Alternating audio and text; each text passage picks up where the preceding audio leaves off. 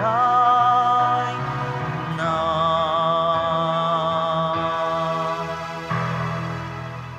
Sa ngalan ng Ama at ng Anak at ng Espiritu Santo. Amen.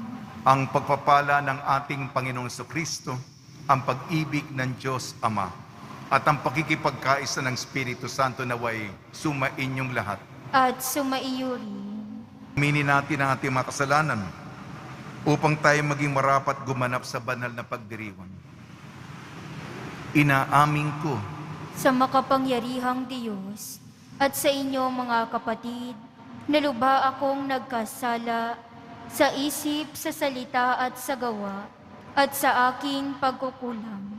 Kaya isinasamo ko sa mahal na Birheng Maria, sa lahat ng mga anghel at mga banal, at sa inyo mga kapatid, na ako'y ipanalangin sa Panginoong ating Diyos. Kaawaan tayo ng makapangyarihang Diyos. Patawarin tayo sa ating makasalanan at patnubayan tayo sa buhay na walang hanggan. Amen. Panginoon, kaawaan mo kami. Panginoon, kaawaan mo kami. Kristo, kaawaan mo kami. Kristo, kaawaan mo kami.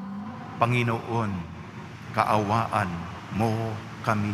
Panginoon, kaawaan mo kami. Manalangin tayo. Ama naming makapangyarihan at tagapagligtas ng tanang bansa, iyong tinawag ng mga taga-Korea upang mapaanib sa iyong mga hinirang sa pagsampalataya bilang mga Katoliko. Sa iyong pagtaguyod, naging mga banal na martir sina San Andres, San Pablo at mga kasamahan na pawang marangal sa pagpapahayag ng katapatan sa iyo. Pakundangan sa kanilang ulirang halimbawa at panalangin, iyong ipagkalob na hanggang kamatayan kami ay makapanatiling matatag sa pagsunod sa iyong mga utos. Sa pamamagitan ng Kristo kasama ng Espiritu Santo magpa sa walang hanggan. Amen. Magsiupo na po ang lahat. Ang simula ng aklat ni Esdras. Nang unang taon ng pamamahala ni Haring Ciro ng Persya, nilukuban siya ng Espiritu ng Panginoon. Nangyari ito upang matupad ang kanyang salita sa pamamagitan ni Propeta Jeremias. Kaya si Haring Ciro ay sumulat ng ganito: Niloob ng Panginoon, ng Diyos ng kalangitan, na masakop ko ang lahat ng bansa sa daigdig. At sinabi niya sa akin, ipagtayo ko siya ng isang templo sa Jerusalem, Huda. Kaya pinahintulutan ko ang lahat ng Israelita na magpunta sa Jerusalem, ang bayan ng kanilang Diyos, upang itayong muli ang bahay ng Panginoon. Pagpalain nawa sila ng Diyos. Lahat ng mamamayan sa lugar na may Israelita ay tutulong sa kanila.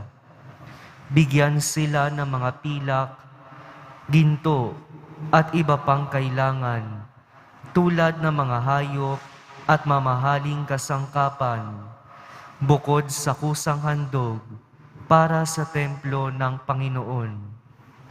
Tumugon naman sa panawagang iyon ang mga puno ng sambahayan na mga lipi ni Huda at Benjamin, ang mga saserdote at mga Levita, at lahat ng napukaw ang kalooban upang tumulong sa muling pagtatayo ng templo ng Jerusalem.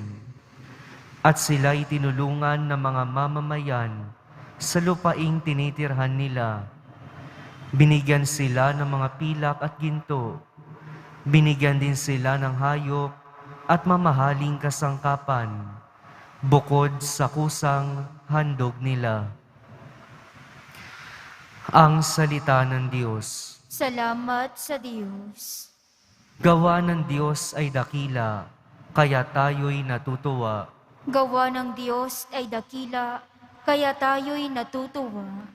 Nang lingapin ng Diyos at sa Siyon ay ibalik, ang nangyaring kasaysayay parang isang panaginip. Lahat tayo ay natuwa, masasayang nagsiawit. Gawa ng Diyos ay dakila, kaya tayo'y natutuwa. Ang sabi ng mga bansang nagmamasid sa paligid, ang ginawa ng Diyos nila ay dakila, anong rikit. Dakila ngang masasabi, pambihira ang ginawa, kaya naman kami ngayon, kagalakay di kawasa. Gawa ng Diyos ay dakila, kaya tayo'y natutuwa. Kung paanong inuulan, yaong mga tuyong batis, sa sariling bayan namin, kami poon ay ibalik. Silang mga nagbubukid na nagtanim na may luha, bayaan mo na mag-aning, masasaya't natutuwa. Gawa ng Diyos ay dakila, kaya tayo'y natutuwa.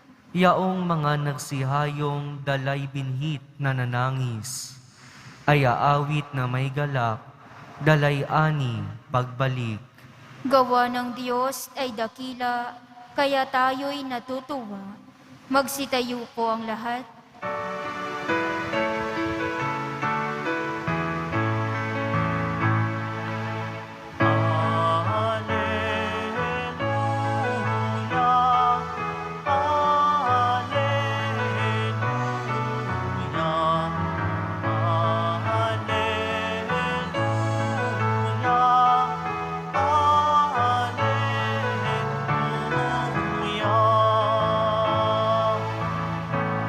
Dapat kayong magliwanag ng kabutihay mahayag, at Diyos ang siyang mataniyag. Alleluia, Alleluia,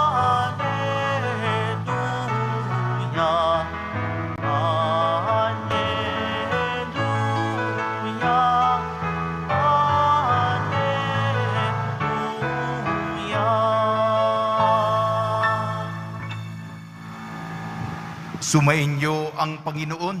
At sumaiyo rin. Ang mabuting balita ng Panginoon ayon kay San Lucas. Papuri sa iyo, Panginoon.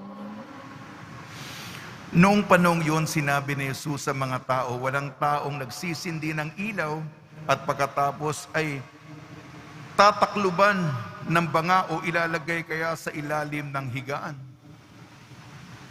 Sa halip, inilalagay ito sa talagang patungan upang makita ng mga pumapasok ang liwanag.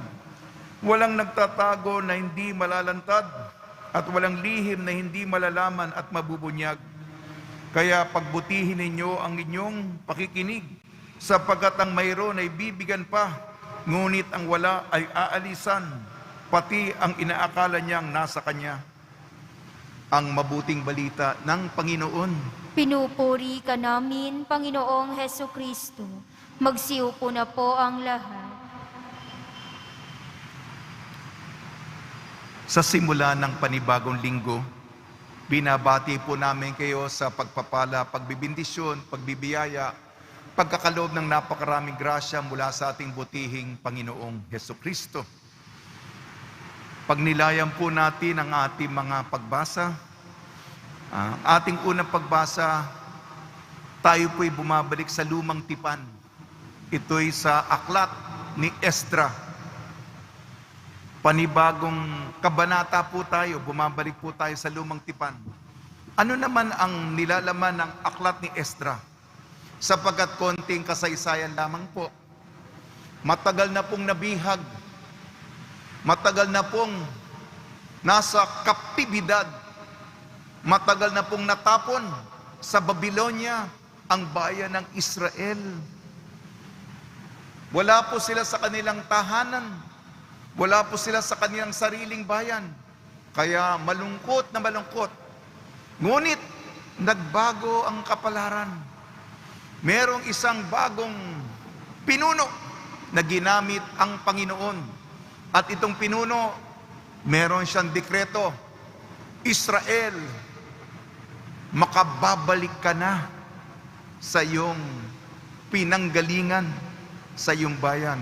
Kaya ikaw naman, isipin mo na lang, Ikaw, matagal na sa ibang bansa, gustong-gusto mo nang umuwi. Para mga balikbayan, miss na miss nila ang Pinas. Diba? Gayon ang pakiramdam. Makabalik sa sariling iyo, sariling atin. Babalik ka sa tahanan, babalik ka sa bahay. Yan ang magandang balita.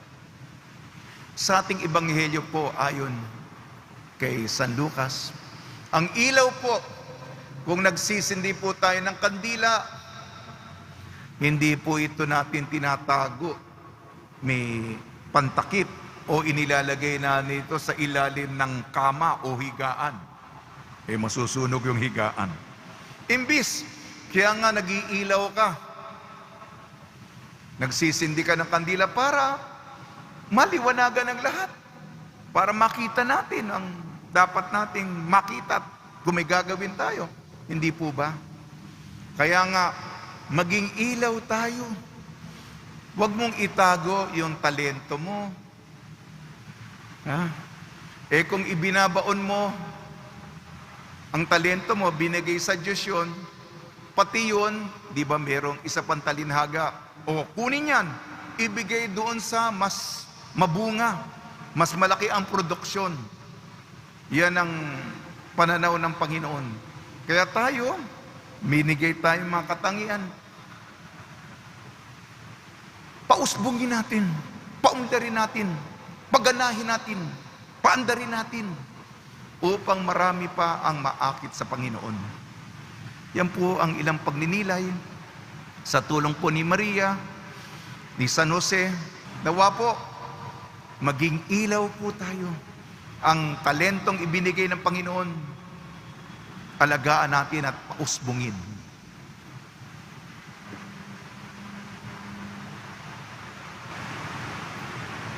Magsitayo po ang lahat.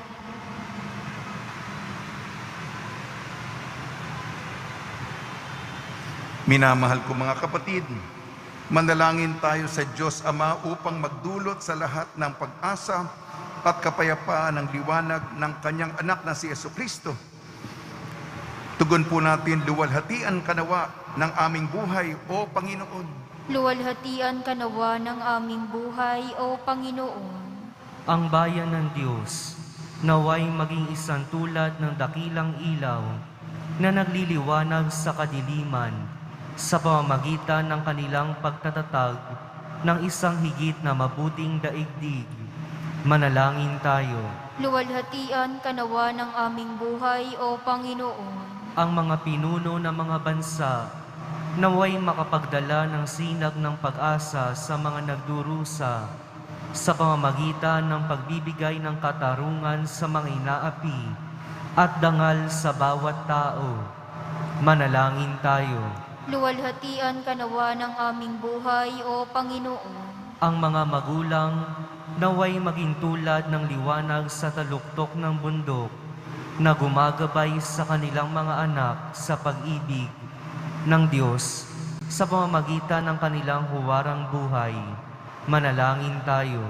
Luwalhatian ka nawa ng aming buhay, O Panginoon. Ang mga may sakit, ang mga nalulumbay, at ang mga may pusong sawi, naway matagpuan ng liwanag ni Kristo sa gitna ng kanilang pagdurusa. Manalangin tayo. Luwalhatian ka nawa ng aming buhay, O Panginoon. Ang mga tapat na yumao, naway tumanggap ng walang hanggang liwanag, kaligayahan at kapahingahan. Manalangin tayo. Luwalhatian ka nawa ng aming buhay, O Panginoon. Diyos Ama, bigyan mo kami ng bagong kamulatan at kalakasan upang aming maitalaga ang paglilingkod namin sa kapwa at maging ilawan ka naming nagliliwanag sa kanila. Hiniling namin sa pamamagitan ni Kristo ang aming Panginoon. Amen. Magsiupo na po ang lahat.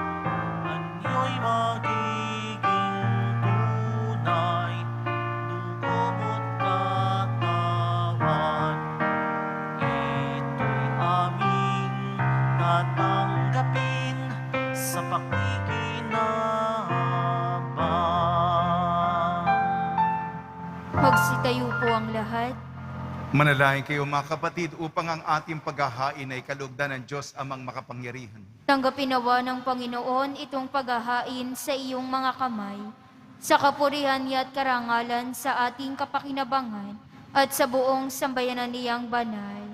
Ama namin lumikha, iyong paunlakang tanggapin ang mga alay ng iyong bayang ginigiliw at iyong pangidapating kami ay iyong kalugdan bilang haing pakinabang sa ikabubuti ng sanlibutan, pakundangan sa panalangin ng mga martir, sa pamamagitan ng Kristo kasama ng Espiritu Santo magpasawalang hanggan. Amen. Sumainyo ang Panginoon. At sumaiyo rin. Itaas sa Diyos ang iyong puso at diwa. Itinaas na namin sa Panginoon. Pasalamatan natin ang Panginoong ating Diyos. Marapat na siya'y pasalamatan. Ama naming makapangyarihan, tunay nga marapat na ikaw ay aming pasalamatan. Ngayong aming kagalakan na sina San Andres, San Pablo at mga kasamahan ay parangalan. Sila'y kapanalig naming may paninindigan na ikaw ay pahayag kahit sila'y mamatay, sapagkat minarapat mong kanilang matularan ang iyong anak na naghain ng sariling buhay. Tulad ng naganap sa iyong anak, ang dugo ng mga martir ay dumanak, hindi dahil sa katatangang likas, kung hindi dahil sa iyong bigay na lakas.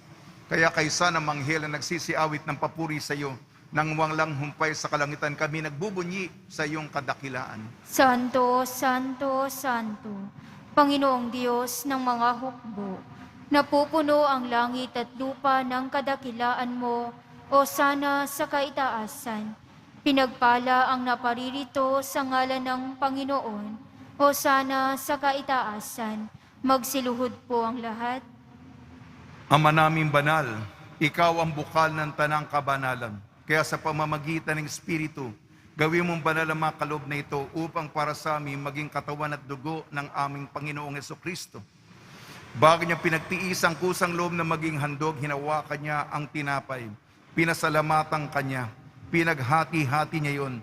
Iniabot sa kanyang malagad at sinabi, tanggapin ninyong lahat ito at kanin. Ito ang aking katawan, nihahandog para sa inyo.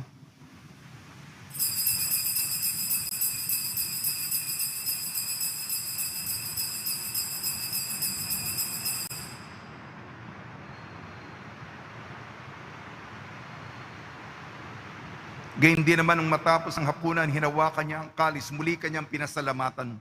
Inibot niya ang kalis sa kanyang malagad at sinabi, tanggapin ninyong lahat ito't inumin. Ito ang kalis ng aking dugo, ng bago at walang hanggan tipan. Aking dugo ni bubuhos para sa inyo at para sa lahat. Sa kapagpapatawad ng mga kasalanan, gawin ninyo ito sa pag-alala sa akin.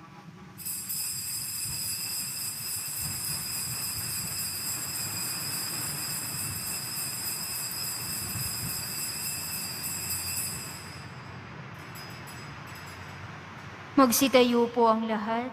Ipagbunyi natin ang misteryo ng pananampalataya. Si Kristo'y namatay, si Kristo'y nabuhay, si Kristo'y babalik sa wakas ng panahon.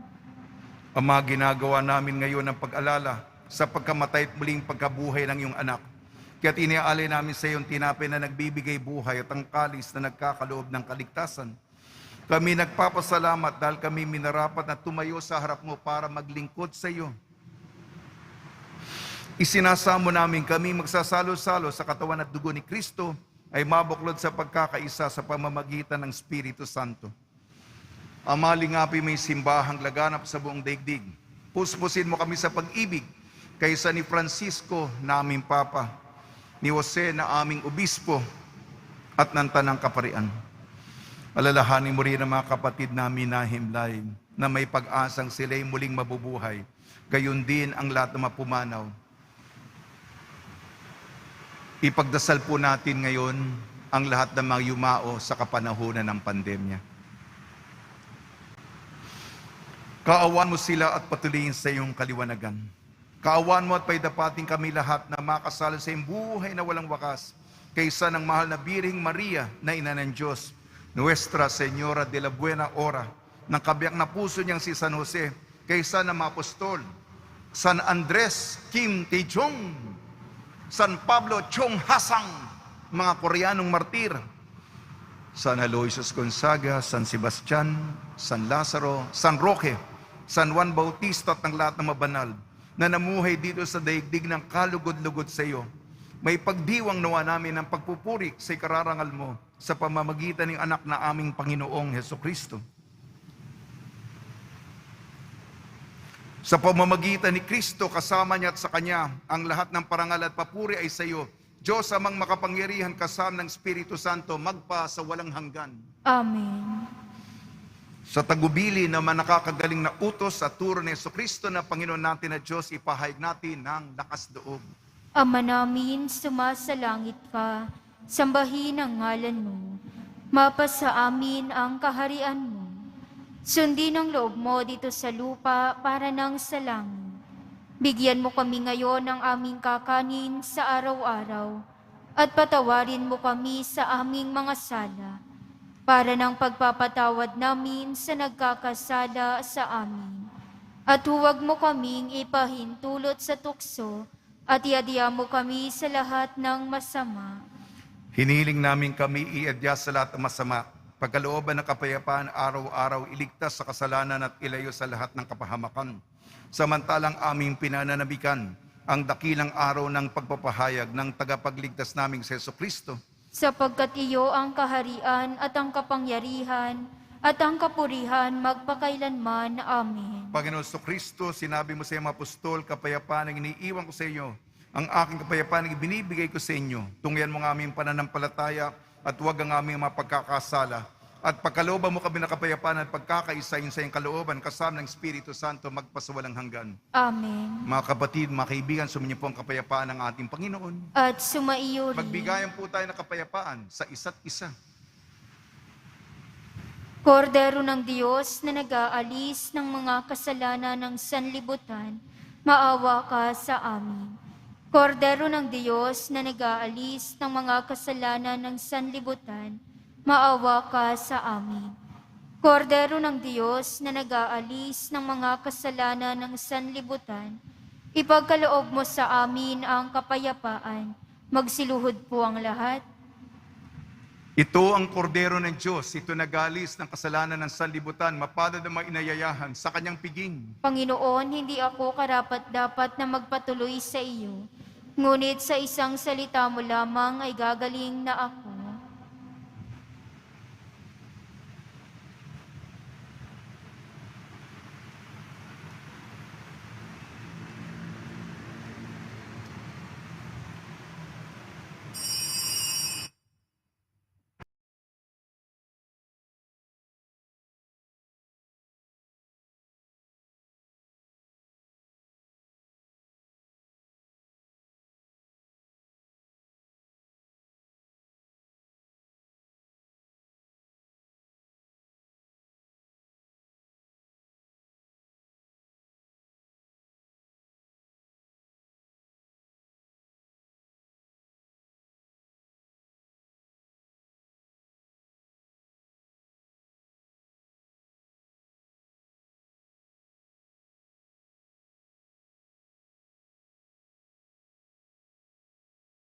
Manalangin tayo. Ama namin mapagmahal, kaming iyong binigyan ng lakas na dulot ng banal na salo-salo sa pagunita namin sa mga banal na martir. Hiniling namin kami ay iyong pamaligiin sa matapat na pagsampalataya sa iyong anak na sa pagmamalasakit sa kaligtasan ng lahat bilang mga kaanib ng iyong simbahan sa pamamagitan sa Kristo kasama ng Espiritu Santo magpasawalang hanggan. Amen. Mahal na po ang Jesus Nazareno, inayag mo sa pamamagitan ng krus ang walang maliw na pag-ibig ng Diyos sa sangkatauhan. Pakinggan mo ang kahilingan iyong angka na nagsusumamo sa iyo, makamtanawan nilang iyong katugunan at tanggapin ang kasagutan na may utang na loob na tinatanaw. Basbasan din po niyo mga daladala nilang mga imahe at dasalan sa pamamagitan ng bendisyon nito. Naway maalala nila mga pangako na sa binyag na ikaw ang ibigan at paglilingkuran bilang Panginoon magpasawalang hanggan. Amen. Iyo ang Panginoon At sumaiyo at pagpalain kayo ng makapangyarihan Diyos, Ama, Anak at Espiritu Santo. Amen. Paglayin po ninyo sa inyong pag-alis ang kapayapaan ni Jesucristo. Salamat sa Diyos.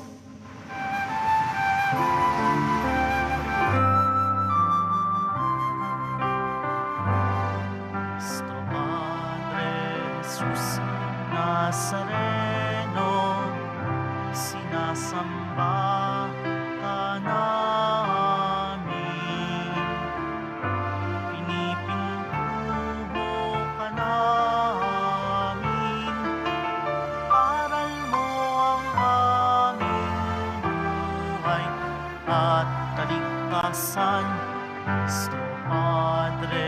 Jesus Nazareno, iligtas mo kami sa kasalanan. Ang krus mong kinamatayan ay sagisag ng aming kaligtasan. Nuestro Padre Jesus Nazareno,